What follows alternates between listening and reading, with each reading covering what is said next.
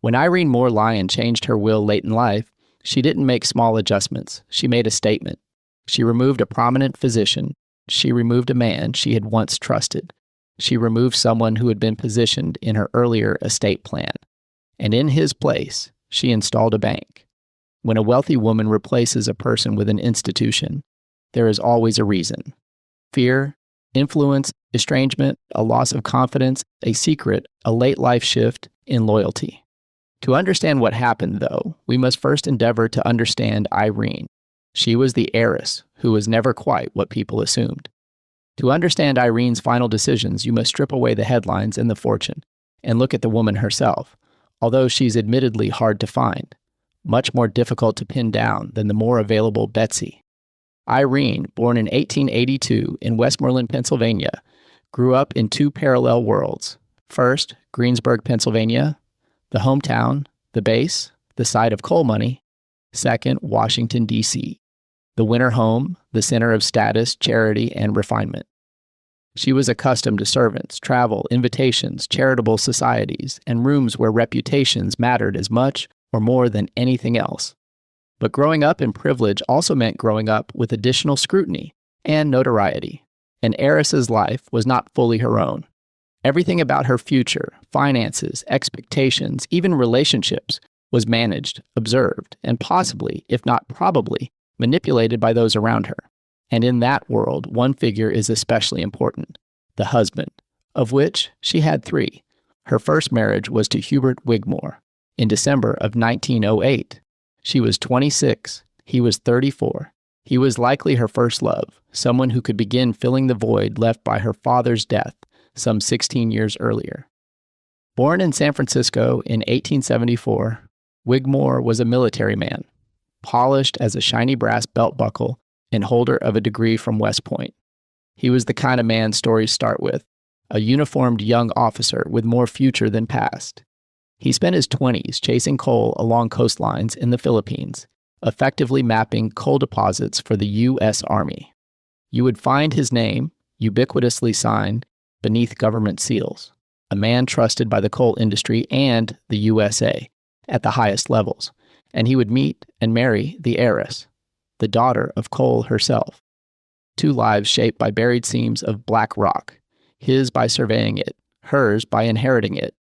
Their marriage felt like alignment, not coincidence, like something fated. They never found the lifelong love their early story promised, though. 5 years into their marriage, he passed while on assignment in Japan. That's where Hubert served as a military attaché. He died suddenly at Lake Chuzenji, a summer retreat. A peaceful place, too peaceful for the grief that followed. He was 38. The newspaper headlines advised it was sudden, acute appendicitis. Irene was only 31. Some might say she was widowed before she ever really got to be a wife. And there is no indication of children from the relationship. Moreover, surprisingly, there were no credible pictures of Irene Moore that I could find either. Irene Moore, the source of the fortune and the fight, left almost no images behind. Countless hours of searching. I even thought I had found her on Ancestry, but it was a false alarm. Only a relative, not Irene. The tag fit. The name beneath the actual photo did not.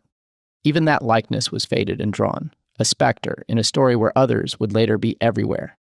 In our world today, where breakfast gets photographed and shared, it feels impossible. Yet a woman who crossed oceans, who married an army officer, who would one day sit at the center of a contested, empire-like family estate, left us very few, if any, images at all. I searched anyway. Archives, articles, dead links, dusty records, scrolling, zooming, hoping. And just when it seemed she had slipped through history without a face, I found something else, with promise. A passport application. December 21st, 1906, Washington, D.C. No photographs, though, descriptive words, and suddenly I became transported through time. And Irene stepped forward off the page in descriptive words. Passports of the time did not include photos of the traveler, just words. 23 years old, 5'8", a high forehead, blue eyes, a broad mouth, a square chin, sure and defined, brown hair, fair complexion, a long face with a description of the nose spelled out, as though the clerk was attempting to write Roman nose. However, the script was so old-fashioned it looked like gobbledygook and read Rebnus. Even the document itself struggled to pin her down. That was how a woman traveled then. Not with a phone, not even with a photograph, but with a sworn description and a signature in ink. Photographs show what someone looked like. Words indicate how they were perceived. And for this occasion, we will leave the perception of her reality as the most intimate descriptor available to us. We don't know her smile, but we know her eyes. We know her stature, her presence, the way she might have appeared in a room. She left no pictures I could find, but she left enough detail that if you close your eyes, you will see her, and the multitude of decisions she faced, the challenges of life, including 3 marriages. But back to her first marriage, so we might carry the conversation forward to her second and third. The Army named a ship after her first husband, the USAT Hubert L. Wigmore, a coal transporter in the Pacific, carrying the very substance that first tied their worlds together. But ships don't comfort you at night, and great wealth can't warm an empty pillow. Irene's first marriage and first love ended far too soon, because before the fortune became a fight, it could have simply been a story about true love. Instead, it became a story about a woman left behind, a second time, by someone's early passing, the first being her father who passed when she was 10. After Hubert's death, Irene did not follow her mother's footsteps. She did what many do when grief softens into possibility. She chose to love again, likely with the mindset to start her own family. They say a first marriage is youth, and a second marriage is hope. The kind you choose after life has already shown you what it can take away. Her second marriage was to William Henry Smith, Jr. in October of 1915. She was now 33. He was 58. In connecting the dots of the timeline, one quickly surmises the May-December nature of their relationship. Hope beside experience. Spring beside winter.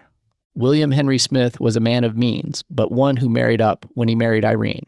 He was quiet, low profile, comfortable in society, but discreetly showy.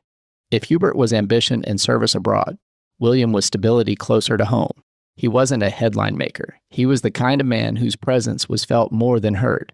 They were married only 5 years. No children, just 2 lives moving together, perhaps politely, perhaps hopefully, but never long enough to build a family.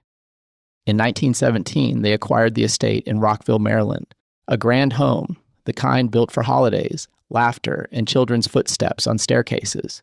You can almost imagine them planning summers, imagining children who would never come, and rooms they would never fully fill.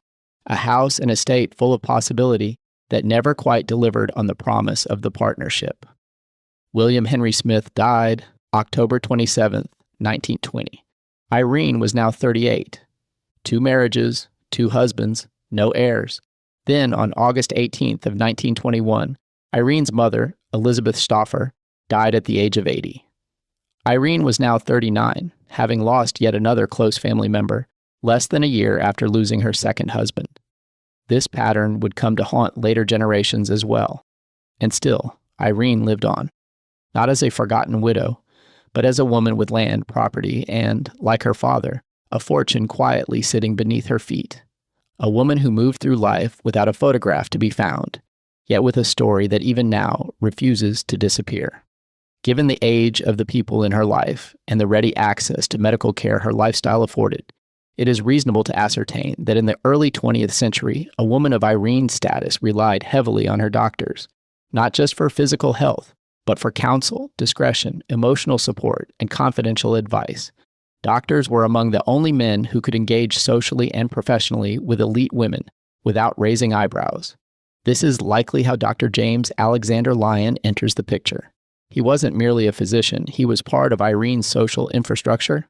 He treated prominent patients, he moved in respected circles, he wielded quiet influence. He too was a military man, trusted by the USA. Earlier, long-standing versions of Irene's will show she trusted him too. Enough so that she marries Dr. Lyon in June of 1923. She is now 41. They stay married for 27 years, until the time of her death, and this is precisely where the story fractures. Because Irene's late life decisions don't look random. They look reactionary.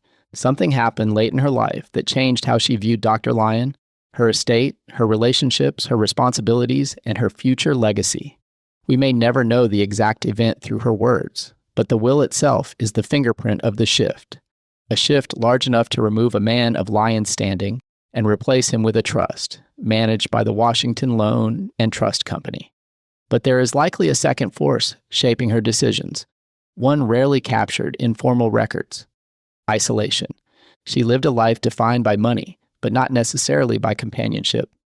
After her father's death at 10, her first husband's death at 33, her second husband's death at 38, and her mother's death at 39, she had seen enough of final silence to understand that money keeps you warm only until the night grows quiet. She spent the next years managing her wealth through bankers, trustees, attorneys, and the careful, distant friendships wealthy, unmarried women cultivated at the time. Her will became her voice, her choices, her decisions, her determinations. Her estate became the language through which she expressed trust, and at times withheld it, or at times adjusted to change the world order of those that were left behind. Each amendment, each clause, each insertion, and each removal became an emotional artifact. And the removal of Dr. Lyon was not clerical, it was personal.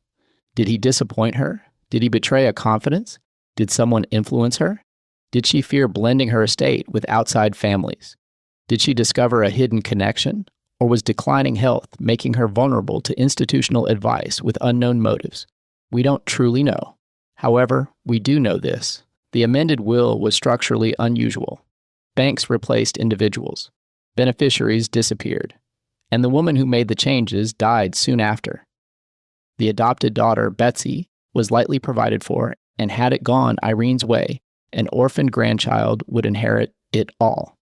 It is the classic pattern of a late life shift in estate control.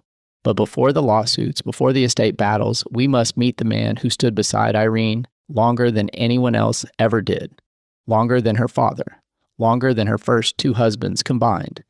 Dr. James Alexander Lyon, 27 years of marriage strong, who would soon find himself at the center of a media storm no one could ignore. When Irene changed her will, she rewrote her legacy. When she died, she set off a chain reaction that rippled through Dr. Lyon's core. This wasn't a Gatsby-style rise. It was a Gatsby-style reckoning, though, where proximity to wealth was enough to make a doctor, a military man, a headline. A new trust was introduced just as he was mourning his wife's death. A bank stepped forward. A doctor was taken aback. And it would all be left to the courts.